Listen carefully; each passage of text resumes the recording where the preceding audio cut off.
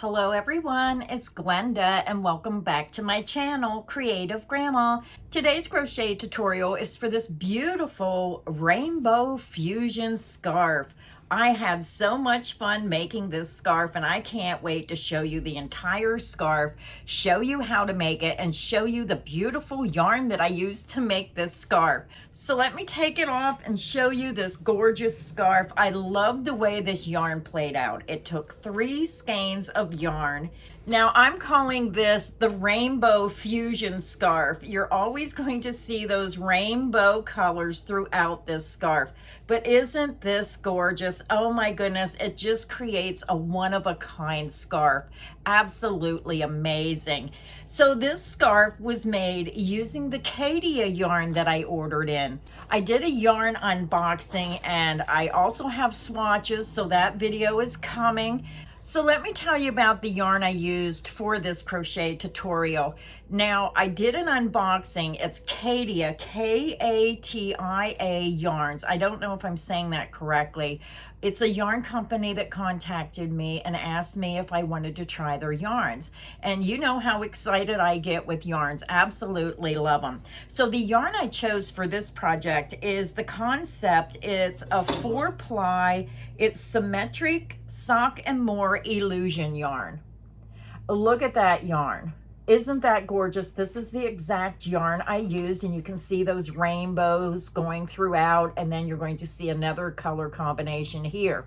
Now I am using color number 71. There is not a color name on the label. So you're going to need 3 skeins of color number 71, or you can choose one of the other beautiful colors they have available in this yarn. You're also going to need a size US F5 or 3.75 crochet hook for this project.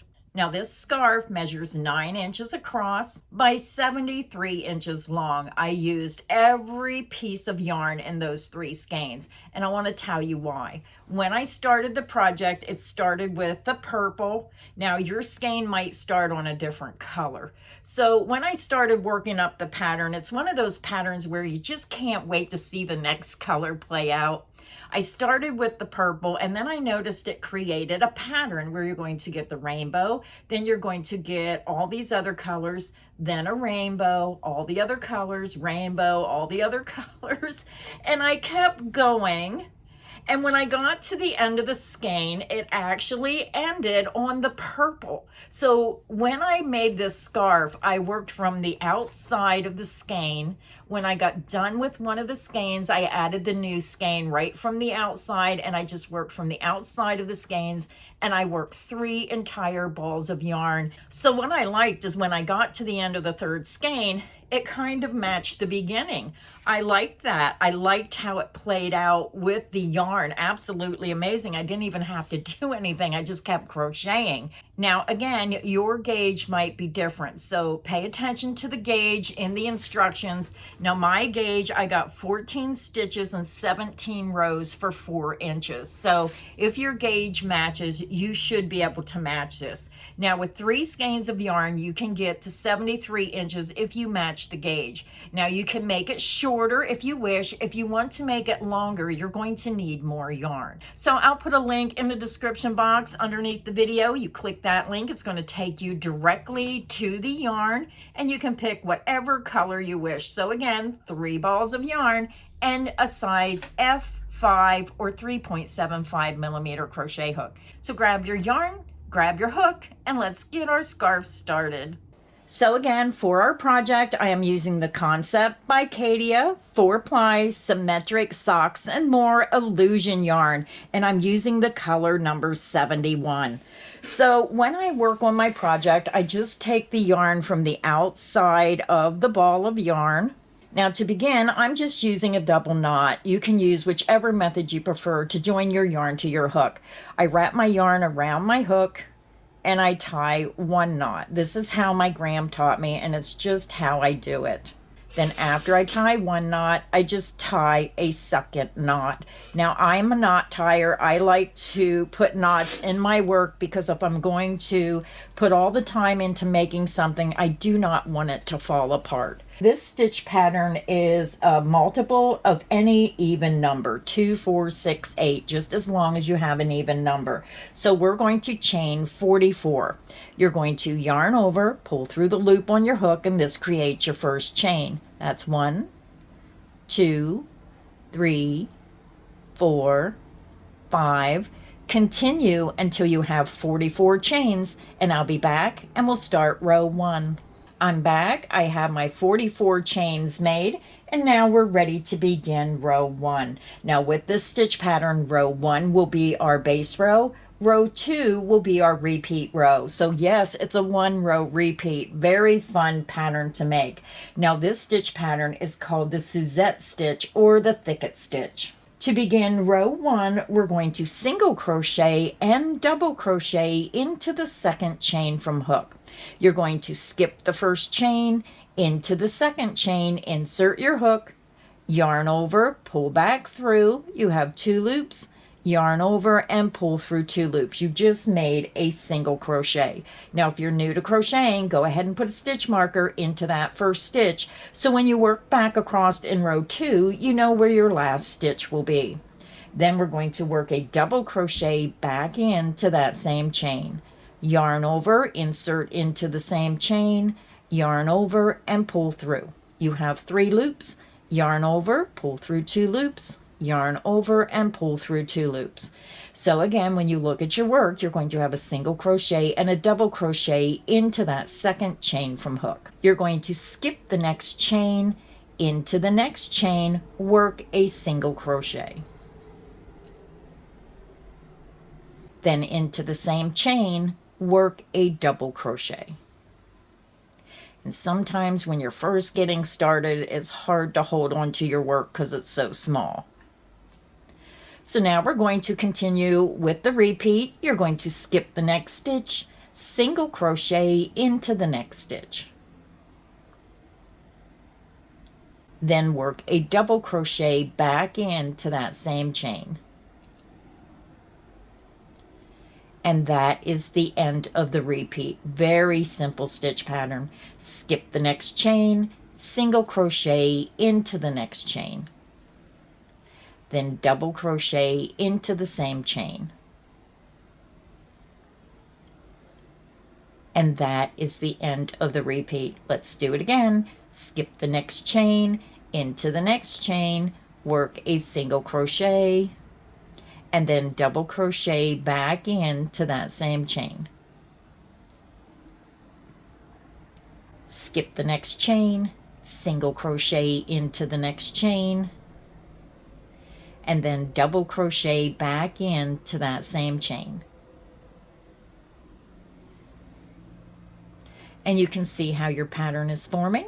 So go ahead and continue and repeat across until you have 2 chains remaining, and I'll meet you at the last 2 chains. I'm over at the end of row 1. We have 2 chains remaining. So to end the row, you're going to skip the next chain and single crochet into that last chain across.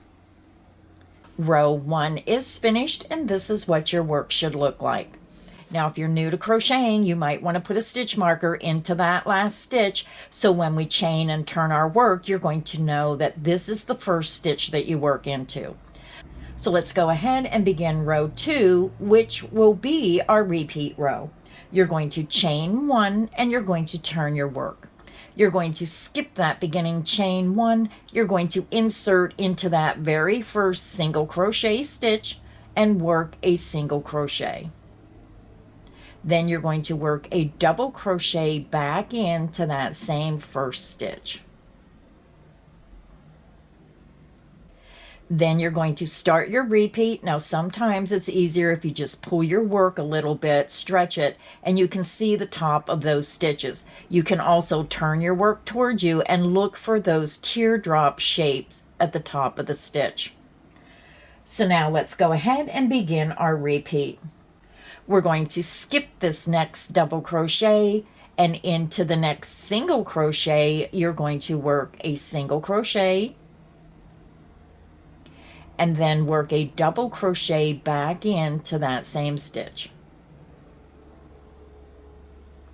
And that is the end of the repeat. Let's do it again. You're going to skip that next double crochet, and into that next single crochet, you're going to work a single crochet, and then double crochet back into that same stitch. And that is the end of the repeat. Now, when you're looking at your stitch pattern, you're going to notice the double crochet is a little bit bigger of a stitch, and then the single crochet is going to be this little stitch where you can see that opening. Just pull a little bit and it'll open right up. So again, let's do the repeat. You're going to skip that next double crochet, into the next single crochet, work a single crochet, and then double crochet right back into that same stitch. Skip the next double crochet, into the next single crochet, work a single crochet, and then work a double crochet back into that same stitch. And that is the end of the repeat. So go ahead and continue. You're going to skip the next double crochet and then work a single crochet and a double crochet into that next single crochet stitch. Repeat that across until you have 2 stitches remaining, and I'll meet you at the end of row 2. I'm over at the end of row 2. I have 2 stitches remaining. To end row 2, we're going to skip that next double crochet, and we're going to single crochet into the last stitch across. Insert into that last stitch, work a single crochet. Row 2 is finished. This is what your work should look like. So to continue working on your scarf, you're going to repeat row 2 over and over and over, and it's going to create this beautiful repeat pattern.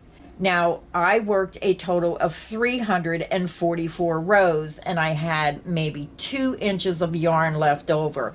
I was able to end with the same pattern that I began with. So here's where I started, and it just went into reverse, and then it ended with the same color. So I really liked that. So just pay attention to your gauge. If you don't want to worry about the gauge, then just repeat row 2 until you run out of yarn. If you run out of yarn in the middle of a row, then rip it back until you have a complete row and then fasten off. So I'm going to go ahead, weave in my ends, and then I'll be back and show you the finished scarf.